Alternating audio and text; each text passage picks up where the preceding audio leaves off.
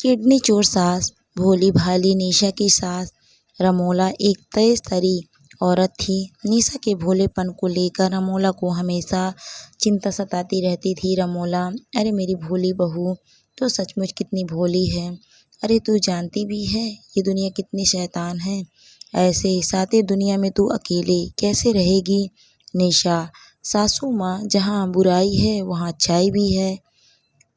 इसी तरह जहाँ बुरे लोग होते हैं वहाँ कुछ अच्छे लोग भी होते हैं, पर हम कुछ अच्छे लोग भी बहुत कुछ कर सकते हैं। रमोला, वैसे तेरी बातें मेरे सिर के ऊपर से जाती है, लेकिन एक बात तो है, मुझे अच्छे से समझ आ गई कि खून अपने खून पर ही जाता है। जैसे मेरा भगौड़ा पति मुझे और अपने बच्चों को छोड़कर भाग गया, उसी तरह मेरा नालायक बेटा भी तुझे अकेले छोड़कर भाग गया। इसीलिए मुझे तेरी चिंता सताती है। निशा, सासू माँ आप हैं ना मेरे साथ, तो फिर मुझे किसी बात की चिंता नहीं। अच्छा सासू माँ, वैसे आप कहाँ काम करने जाती हैं? मुझे वहाँ का नंबर दे दीजिए ताकि मैं उन्हें कह सकूँ कि आपको रात की जगह दिन की शिफ्ट में बुलाएं। आप रात को काम पर जाती हैं तो मुझे आपकी बहुत चिंता सताती है। निशा की बात सुनकर रमोला घबरा जाती है और बिना कोई जवाब दिए वहाँ से चली जाती है। ऐसे ही कुछ दिन बीत जाते हैं। फिर एक दिन रमोला बहुत सारे पैसे लेकर घर आती है।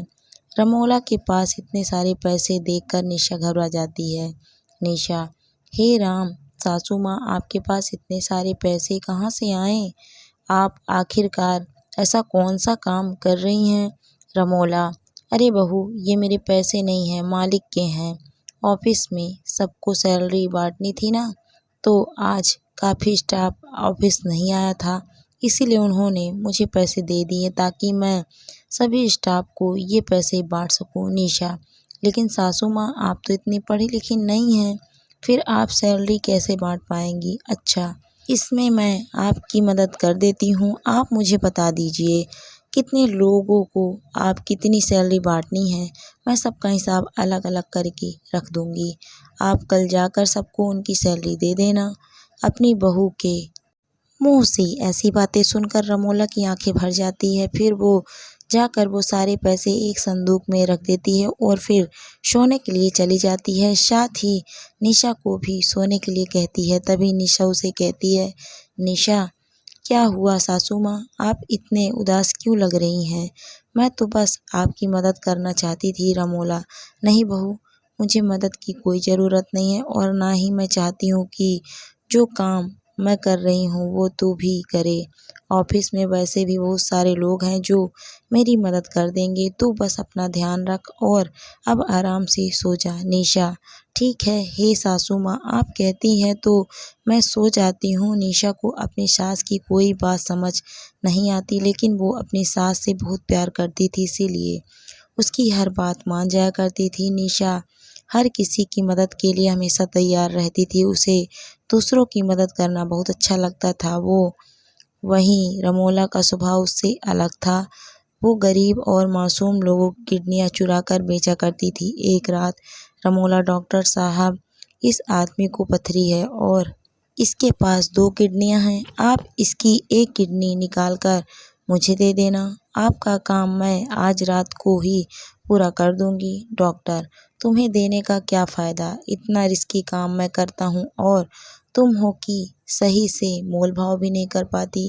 रमोला, भूलो मत कि मैं बिचौली हूँ और मैं किडनी का काम करती हूँ। अगर मेरे साथ चालाकी करने की कोशिश की तो मैं अपना मुंह खोल दूंगी। डॉक्टर, अच्छा ठीक है, धमकी जाकर किसी और को देना, लेकिन एक बात का ध्यान रखना, इस बार डील ज़रा अच्छी करना, लास्ट टाइम की तरह कम में मत कराना। रमोला, अच्छा ठीक है डॉक्टर साहब, मैं समझ गई। रमोला जिस हॉस्पिटल में साफ सफाई का काम करती थी, उस हॉस्पिटल के डॉक्टर लोगों की किडनियाँ निकाल लिया करते थे और रमोला उन्हें बेचने का काम किया करती थी। एक दिन रमोला को हॉस्पिटल जाने के लिए देर हो रही होती है तो वो जल्दबाजी में घर से निकलती है और अपना पर्स घर में ही भूल जाती है। निशा उसको रोकने की बहुत कोशिश करती है, लेकिन रमोला को उसकी आवाज़ सुनाई नहीं देती उसका पीछा करते हुए निशा भी हॉस्पिटल पहुंच जाती है।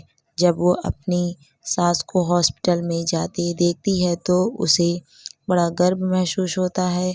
निशा, अच्छा तो सासू माँ इस हॉस्पिटल में काम करती हैं ना? जाने क्यों, लेकिन पिछले कुछ दिनों से मेरे पेट में बड़ा ही दर्द हो रहा है। अब हॉस्पिटल आ ही गई हूँ तो क्यों ना डॉक्टर को दिखा लूँ। सासू माँ यहाँ काम करती हैं तो मेरा इलाज कम पैसों में हो जाएगा। इस बात से बेखबर निशा की सासू माँ एक किडनी चोर हैं।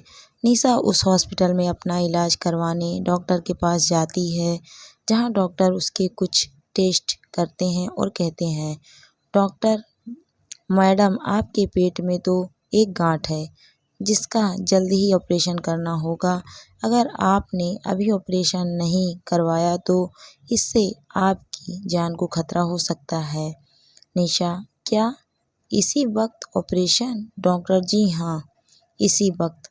अगर आपका कोई फैमिली मेम्बर आया है तो उसे बता दो, और अगर नहीं आया तो फ़ोन करके उन्हें यहाँ बुला लो। निशा, डॉक्टर साहब, मेरी सासू माँ इसी हॉस्पिटल में काम करती हैं, उनका नाम रमोला है।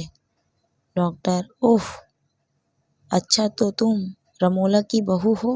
डॉक्टर, मन में, अब आएगा मज़ा जब वो रमोला अपनी ही बहू की किडनी बेचेगी, तब असली खेल देखने वाला होगा। अब पता चलेगा उस रमोला की बच्ची को, जो खुद को मुझसे ज़्यादा होशियार समझने की कोशिश कर रही थी। इस तरह से डॉक्टर अपनी बेइज्जती का बदला लेने के लिए रमोला की बहू की किडनी निकालने के लिए उसको ऑपरेशन थिएटर में ले जाता है। लेकिन तभी रमोला साफ सफाई के लिए वहां पहुंचती है और बेहोशी की हालत में पड़ी अपनी बहू को ऑपरेशन थिएटर में देखती है। रमोला, डॉक्टर साहब, ये क्या, आप क्या कर रहे हो? ये बहू है और मैं अपनी बहू की किडनी चोरी नहीं हो सकती और ना ही उसे बेच सकती हूँ। डॉक्टर, बहू होगी तेरी, मेरी तो ये पेशेंट है, इसीलिए इसके साथ भी वही होगा जो बाकी सब पेशेंट के साथ होता है। रमोला, अगर तूने मेरी बहू को हाथ भी लगाया ना तो मैं तेरा सारा कच्चा चिट्ठा खोल कर रख दूंगी। डॉक्टर, नर्स, बाहर निकालो इसे यहाँ से, ये हमारे काम में दखल दे रही है। नर्स रमोला को ऑपरेशन थिएटर से बाहर कर देती है। अब रमोला के पास अपनी बहू को बचाने के लिए पुलिस को बुलाने के अलावा और कोई चारा नहीं बचा था। इसीलिए रमोला ऑपरेशन शुरू होने से पहले पुलिस को वहां बुला लेती है और पुलिस के आगे अपने सारे गुनाह कबूल लेती है। साथ ही डॉक्टर की असलियत भी पुलिस को बता देती है। रमोला साहब, मेरा नाम रमोला है। जब मैंने इस हॉस्पिटल में काम शुरू किया तो मैंने देखा कि डॉक्टर मासूम लोगों की जान ले रहा है, उनकी किडनियां निकाल रहा है। जब मुझे ये सब पता चला तो इन्होंने पैसे देकर मेरा मुंह बंद कर दिया, साथ ही मुझे भी अपने इस धंधे में शामिल कर लिया। मैं भी इनके साथ किडनी चोरी करने लगी। इन लोगों ने कई बार मासूम लोगों के इलाज के बहाने किडनी चोरी की और उनको बेवकूफ़ बनाया। पुलिस, तो फिर आज तुम्हारे अंदर ये इंसानियत कैसे जाग गई? रमोला, क्योंकि आज मेरी बहू की जान पर बन आई। रोज़ जो दूसरों के साथ होता था आज वो मेरी बहू के साथ होने जा रहा, और मैं ऐसा होते नहीं देख सकती। मैंने इन्हें रोकने की बहुत कोशिश की लेकिन इन्होंने मेरी एक ना सुनी, इसीलिए मुझे आप लोगों को फ़ोन करना पड़ा। आप चाहे तो मुझे गिरफ्तार कर लें, लेकिन इन पापियों को इनके किए की सज़ा भी ज़रूर दें। इस तरह रमोला अपने सारे गुनाह कबूल कर लेती है। कुछ देर बाद जब निशा को होश आता है तो उसे यह जानकर बहुत दुख होता है कि उसकी सास एक किडनी चोर है, लेकिन निशा चाहकर भी कुछ नहीं कर सकती थी और ज़िंदगी भर इसी तरह से लोगों के ताने सुनती रहती है।